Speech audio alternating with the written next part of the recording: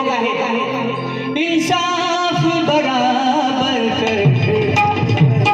ज्या अर्थी डॉक्टर बाबासाहेब आंबेडकरांनी इथल्या कायदा सुव्यवस्थेमध्ये आणि इथल्या संविधानिक मूल्यांमधून आपल्याला समान हक्क अधिकार दिले, तर इंसाफ बराबर कर.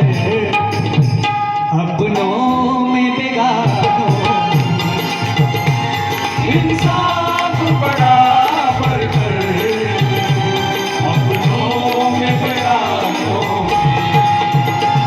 इंसाफ बराबर कर, अपनों में बेगानों. गोष्ट अर्धी राहिली. डॉक्टर बाबासाहेबांनी प्रस्ताव दिला. संविधान सभेतून निवडून येऊन नंतर डॉक्टर बाबासाहेबांना संविधान लिहिण्याची संधी मिळाली. खूप डिबेट